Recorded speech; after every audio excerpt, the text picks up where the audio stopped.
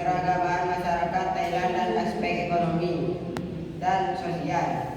Saya Walidia Sadil Alam sebagai moderator.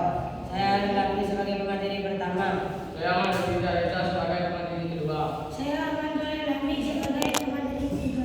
Saya Sadati sebagai pemateri keempat. Untuk pemateri pertama saya persilahkan untuk menyampaikan materinya.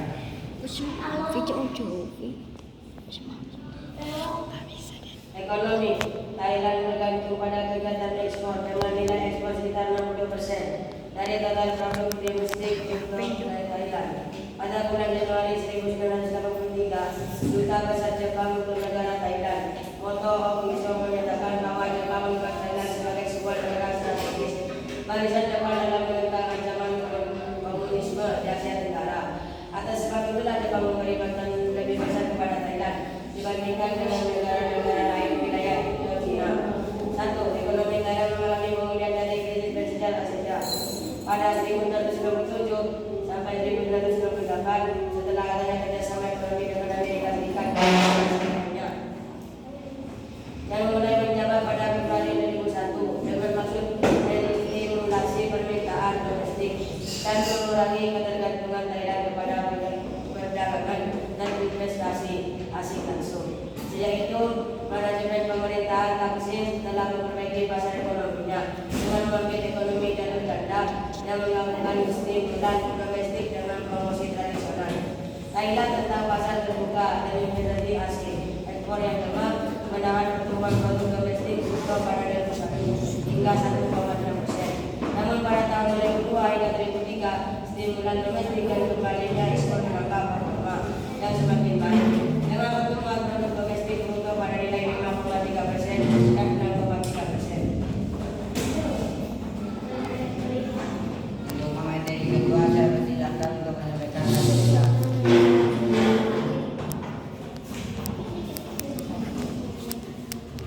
Saya pemateri kedua akan menyampaikan materi saya. Saya pada materi finansial. Produksi yang bagus dengan rata-rata 90% untuk satu desa desa tenaga kerja dan sumber daya yang lumayan banyak.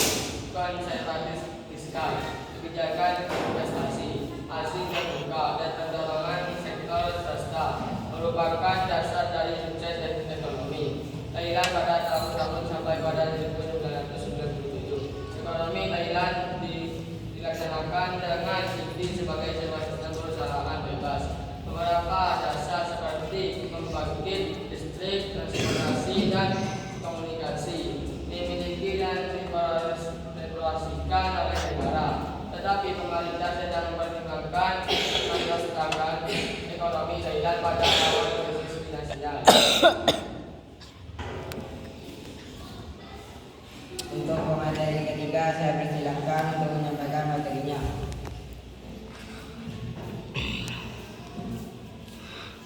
Adalah kerajaan Thailand menyambut investasi asing, tapi investor yang bisa memenuhi beberapa persyaratan akan mendaftar hak investasi istimewa melalui Dewan Investasi Thailand. Untuk menarik investasi asing lainnya, pemerintah telah memodifikasi peraturan investasi gerakan serikat buruh tetap lama dengan pecah-pecah Thailand hanya 3% dari seluruh angkatan kerajaan tergabung dalam serikat buruh. Pada tahun 2000, Undang-Undang Hubungan Kerajaan Perusahaan Negara Sedera disahkan yang memberi para pegawai sektor publik hak yang sama dengan mereka bekerja di sektor swasta, termasuk hak untuk bergabung dengan serikat buruh.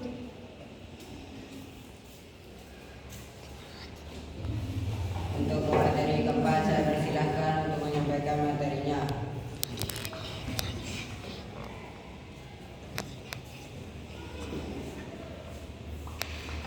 Sekitar 60% dari seluruh angkatan kerja Thailand dipekerjakan di bidang pertanian.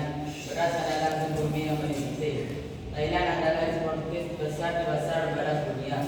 Komoditas pertanian lainnya yang dihasilkan dengan jumlah yang cukup besar adalah ikan dan produk-produk perikanan lainnya. Seperti karet, biji-bijian, dan gula. Ekspor dan udang beku yang sedang mengikat. Kawasan perdagangan bebas berbara. Thailand turut bergabung dalam kawasan perdagangan bebas berbara sejak tahun 1993. Dalam kawasan ini perdagangan dilakukan dengan aliran bebas barang di ASEAN. Dalam bekerja sama ini, Thailand menerima salah satu dari 2 kerjasama dalam kawasan perdagangan bebas berbara. Negara anggota ASEAN terbagi 2, yaitu ASEAN 6 dan CLMV. ASEAN 6 terdiri dari Brunei Darussalam, Filipina, Indonesia, Malaysia, Singapura, dan Thailand. Sedangkan CLMV merupakan gabungan dari Laos, Kamboja, Myanmar, dan Vietnam. Dalam ASEAN 6, tarif jalur masuk dikurangi hingga 99,65% dari skema tarif preferensi efektif umum. Sedangkan dalam CLMV, tarif dikurangi sebesar 96,96%. Tarif menjadi antara 0,5%. Tarif lama hanya diizinkan pada beberapa produk yang tergolong dalam daftar sensitif tertinggi dan daftar ekspresi umum.